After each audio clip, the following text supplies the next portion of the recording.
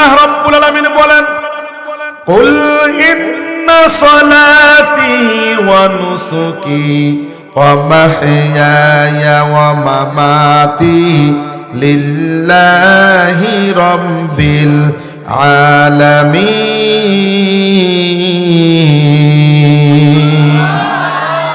আর একটু জোরে বলি আল্লাহু আকবার। আমার ভাইয়েরা, আল্লাহ রাব্বুল আলামিন বলেন, কুল, হে নবী আপনি বলে দিন, ইন্না সালাতি, নিশ্চয় আমার নামাজ, ওয়া নুসুকি, আমার কুরবানি, ওয়া মাহইয়ায়া, আমার জীবন, ওয়া মামাতি, আমার মরণ কার জন্য হতে হবে? লিল্লাহি রাব্বিল আলামিন।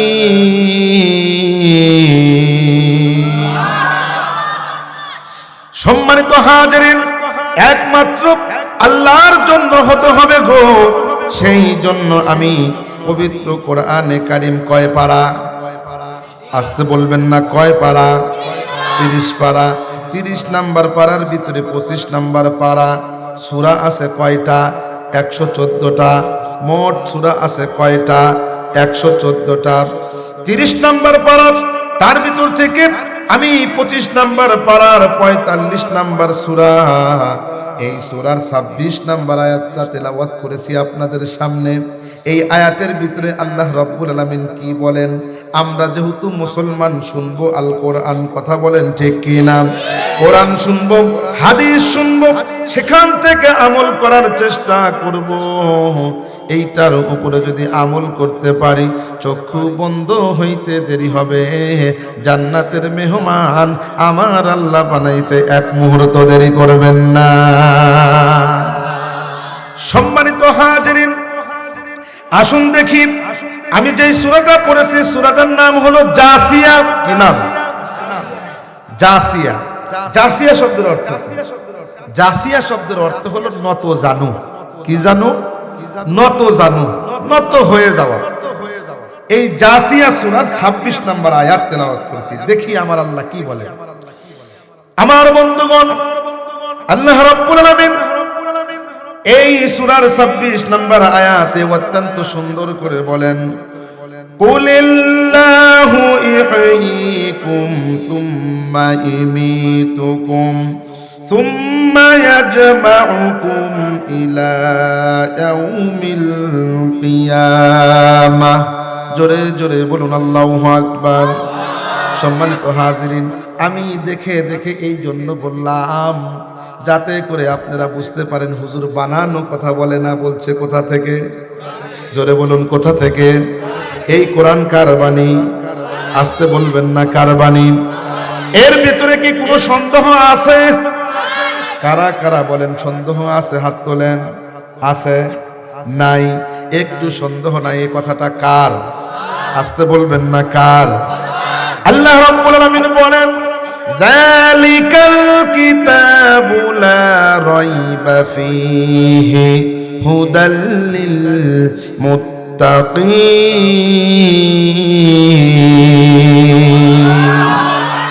আল্লাহ রাব্বুল আলামিন বলেন, এই কোরআনের ভিতরে বিন্দু মাত্র ভুল নাই, বিন্দু মাত্র ভুলের সন্দেহ মাত্র নাই।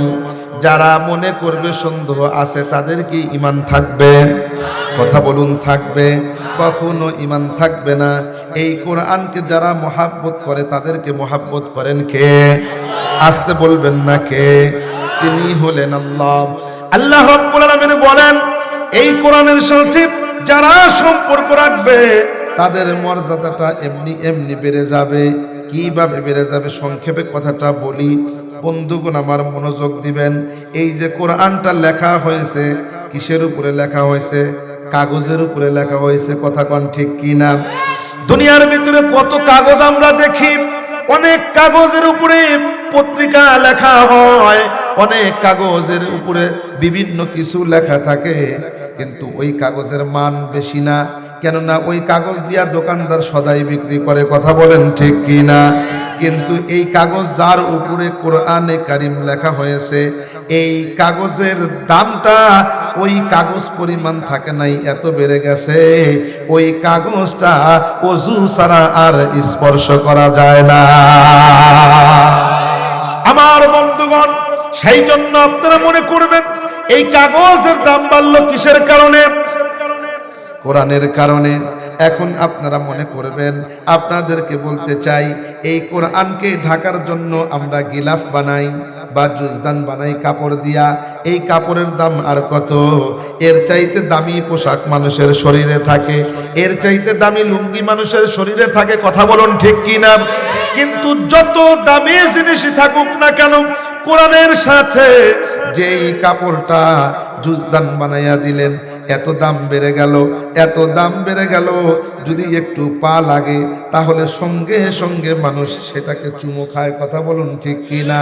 এই কাপড়ের দামটা বাড়লো কার সাথে সম্পর্ক থাকার কারণে? জোরে বলুন কার সাথে? কোরআনের সাথে। আরেকটা কথা বলি, আমরা দুনিয়ার ভিতরে অনেক ধরনের কাঠ দেখি। আমরা খাট বানাই, বক্স খাট বানাই, বিভিন্ন ধরনের খাট বানাই। কারো খাট 60,000, কারো খাট 70,000, কারো খাট 40,000। এক একজনের খাট এক এক রকম হয় কাঠ দ্বারা বানানোর কারণে। সম্মানিত হাজিরিন, কিন্তু আমরা কোরআনকে রাখি একটা রেওয়ালের উপরে রেয়াল। এই রেয়ালটা যে কাঠ দ্বারা বানানো হয় তার দাম হলো 60 টাকা বা 70 টাকা বা 100 টাকা। এই কোরআনের যে রেওয়ালটা বানানো হয়, এই রেওয়ালের উপরে কোরআন থাকার কারণে যদি একটু পায়ের সাথে যদি গুড়ি লাগে, সঙ্গে সঙ্গে আমরা সেইটাকে বুকে নেই, চুমো খাই। বলুন তো, এর চাইতে দামি খাটের উপরে শুয়ে থাকি, কখনো আমরা সেটাকে চুমো খাই না। পক্ষান্তরে এই কোরআনের সাথে যে রেয়ালটা লাগলো, সেই রেয়ালের সাথে লাগার সঙ্গে সঙ্গে আমরা বুকে নিলাম, চুমো খাইলাম। বলুন তো, ওই রেওয়ালটার দাম বাড়লো কিসের কারণে? কোরআনের কারণে। এখন আপনাদেরকে বলতে চাই, যেই কোরআনটা কাগজের সাথে লাগলে দাম বাড়ে, যেই কোরআনটা কাঠের সাথে রাখলে কাঠের দাম বাড়ে, যেই কোরআনটা কাপড়ের সাথে থাকলে কাপড়ের দাম বাড়ে, ওই কোরআনটা যদি কোনো মানুষের সাথে থাকে, ওই মানুষের দামটাও আমার আল্লাহ বাড়িয়ে দেন। জোরে কোন সুবহানাল্লাহ। কত বাড়িয়ে দেন? আল্লাহ রাসূল সাল্লাল্লাহু আলাইহি ওয়াসাল্লাম বলেন, এই কোরআনটা কোনো মানুষের সাথে যদি সম্পৃক্ত হয়, ওই মানুষটা আল্লাহর বন্ধু হয়ে যায়। জোরে কোন সুবহানাল্লাহ। কেমন বন্ধু হয়? আমি এই জায়গার ভিতরে বয়ান করতেছি, আপনারা এখানে বসে রয়েছেন, আমার চাইতে অনেক দামি মানুষ এই জায়গার ভিতরে আছেন, আমার চাইতে অনেক টাকাওয়ালা মানুষ আপনারা আছেন, আমার চাইতে অনেক প্রবীণ মুরব্বী মানুষ এই জায়গায় আছেন গো। কিন্তু এই জায়গার ভিতরে আমি বসেছি, বলুন তো কিসের বরকতে? আসতে বলবেন না কিসের বরকতে? কোরআনের বরকতে। তাহলে আল্লাহ যদি কোরআনের বরকতে যদি একজন মানুষকে যদি মর্যাদা দেয়, আল্লাহ বলেন দুনিয়ার ভিতরে সাধারণ মানুষ যার ভিতরে কোরআন নাই আর যার ভিতরে কোরআনের জ্ঞান আছে, এই দুইজন মানুষ কখনো সমান হতে পারে না। এই কোরআনওয়ালার দাম আল্লাহর কাছে 1000 গুণ বেশি।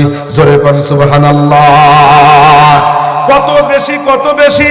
আল্লাহর রাসূল বলেন, কোন ব্যক্তি যদি কোরআনে কারীম তেলাওয়াত করে, কোরআনে কারীম তেলাওয়াত করার কারণে প্রত্যেকটা হরফের বিনিময়ে 10টা করে নেকি লিখে দেন কে? আল্লাহ পাক লিখে দেন। শুধু তাই নয়, আমি যে কোরআনে কারীম পড়তেছি, ও বন্ধু, কত রাত কত জায়গায় কাটায়া দিলেন, গানের অনুষ্ঠানে কাটায়া দিলেন, বিভিন্ন জায়গায় সাস্টাল সিনেমায় কাটায়া দিলেন, একটা রাতের কিছু অংশ আপনারা কোরআনের জন্য কাটায়া দেন, তাহলে এই একটা রাতের উসিলায় আমার আল্লাহ রব্বুল আলামিন হতে পারে জাহান্নাম থেকে মুক্তি দিতে পারেন। জোরে কোন সুবহানাল্লাহ। সেই জন্য আমার ভাইয়েরা, আপনাদেরকে বলতে চাই, এই কোরআনের কত দাম। আমি কোরআনে কারীম তেলাওয়াত করতেছি, আপনারা শুনতেছেন, প্রত্যেকটা হরফের বিনিময়ে নেকি যিনি লিখে দেন তিনি কে? একটা করে নেকি লিখে দেন আল্লাহ। শুধু তাই নয়, এই কোরআনে কারীম কোন ব্যক্তি মুখস্থ করলো, আল্লাহর রাসূল বলেন হাফেজ হয়ে গেল। এই হাফেজ হওয়ার কারণে আল্লাহর বান্দার দাম এত বৃদ্ধি হয়ে গেল, কিয়ামতের ময়দানে আল্লাহ রাব্বুল আলামিন বলবেন, হাফেজ রে, কোরআনে কারিম তুমি পড়তে থাকো এবং একটা করে তালা অতিক্রম করতে থাকো, অতিক্রম করতে থাকো। হাফেজ একটা করে আয়াত পড়বে, একটা করে তালা উঠবে, 6666টা আয়াত। এই আয়াতটা একটা করে পড়বে, তত তালা উপরে আল্লাহ মর্যাদা বাড়ায়া দিবেন। শুধু তাই নয়, হাফেজ সাহেবের পিতা মাতাকে ডেকে নিয়ে আসবেন। আল্লাহ রব্বুল আলামিন কিয়ামতের ময়দানে হাফেজের পিতা মাথার উপরে নূরের মুকুট পরাইয়া দিবেন। জোরে কোন সুবহানাল্লাহ। এই নূরের মুকুটের পাওয়ার এত হবে, এত পাওয়ার হবে যে সূর্যের আলোর চাইতে বেশি পাওয়ার হবে। কিয়ামতের অন্ধকারের ভিতরে এই ব্যক্তি নূরের মুকুটের পাওয়ারের আলোর কারণে দেখতে দেখতে জান্নাতে চলে যাবে। আল্লাহ হাফেজকে ডেকে ডেকে বলবে, হাফেজ দেখো জাহান্নামের ভিতরে কারা কারা আছে, তোমার আত্মীয় বা পছন্দ বা তোমার সাথে যারা সম্পর্ক রাখছে, এদের ভিতরে 10 জন ব্যক্তি যাদের জাহান্নাম ওয়াজিব হয়ে গিয়েছে, যারা জাহান্নামের ভিতরে চলে গিয়েছে, তোমাকে সুপারিশ করার অনুমতি দিলাম। তুমি তাদেরকে সুপারিশ করে জাহান্নাম থেকে জান্নাতে পৌঁছায় দাও। জোরে কোন সুবহানাল্লাহ। এটা কোরআনের বরকতে আজকে কোরআন থেকে মুসলমান যত দূরে যাবে তত লাঞ্ছিত হবে, তত অপমানিত হবে। ও বন্ধু, আজকে কোরআন থেকে দূরে সরার কারণে তামাম বিশ্বের ভিতরে মুসলমান নির্যাতিত, নিপীড়িত। আজও যদি মুসলমান কোরআন বুকে নিয়ে হুঙ্কার দিতে পারে, নাস্তিক মুরতাদেরা দেশ ছাড়তে বাধ্য হবে। কথা বলুন ঠিক কিনা? আজও যদি এই হুঙ্কার থাকে, অন্তরে যদি কোরআন যদি থাকে, তাহলে কোরআনের বদৌলতে শয়তান দূরে পালাবে। নাস্তিক মুরতাদেরা দেশের ভিতরে আল্লাহ এবং রাসূলের নামে কটূক্তি করতে সাহস পাবে না। কথা বলুন ঠিক কিনা? সেই জন্য বলি আমার ভাইয়েরা, কোরআনের সাথে সম্পর্ক আমাদের রাখতে হবে।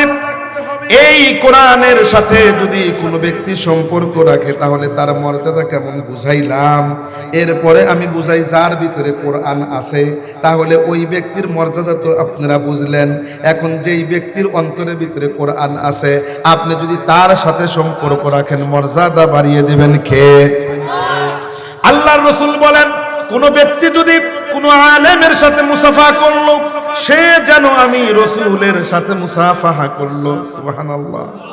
কোন ব্যক্তি কোন আলেমের সাথে বসলো, সে যেন আমি নবীর সাথে বসলো। সুবহানাল্লাহ। শুধু তাই নয়, কোন ব্যক্তি যদি কোন আলেমের সাথে বসলো, সে আমি নবীর সাথে বসলো। আর যে ব্যক্তি নবীর সাথে বসলো, আমি রাসূলের সাথে, সে জান্নাতের ভিতরে থাকবে। জোরে কোন সুবহানাল্লাহ। সেই জন্য মাহফিলে বসেছি দুনিয়ার টাকার জন্য না, দুনিয়ার পয়সার জন্য না। আমরা বসেছি একমাত্র আল্লাহকে সন্তুষ্টি করার জন্য। কেননা আল্লাহ রব্বুল আলামিন যদি সন্তুষ্ট হয়ে যান, তাহলে দুনিয়ার জীবন হলো ক্ষণস্থায়ী। চক্ষুটা যখন বন্ধ হয়ে যাবে, অন্ধকার কবরের ভিতরে যখন আমাকে রেখে আসবে, কোনো বন্ধু থাকবে না। একজন বন্ধু যিনি থাকবেন, জবানটা খুলে বলুন তিনি কে? সেই জন্য সেই আল্লাহ রাব্বুল আলামিন সূরাতুল জাসিয়ার ভিতরে আমাদের সকলকে নসিহত করতেছেন, উপদেশ দিয়ে দিয়ে বলতেছেন, হে নবী আপনি তাদেরকে বলুন। আপনাদেরকে বলার জন্য আল্লাহ কোরআন নাজিল করেছেন, বলার জন্য বলছেন। আল্লাহ বলেন, কুলিল্লাহু ইহয়িকুম সুম্মা ইমিতুকুম। আল্লাহ রাব্বুল আলামিন বলেন, হে নবী আপনি বলে দিন, আল্লাহু ইহয়িকুম, নিশ্চয় আল্লাহ তোমাদেরকে জীবিত করেছেন। আমাদের জীবন দিয়েছেন কে?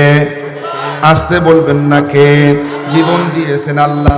আল্লাহ রাব্বুল আলামিন জীবন দেওয়ার পরে বলছেন, সুম্মা ইমিতুকুম, অতঃপর আমি আল্লাহ তোমাদের মৃত্যু দান করব।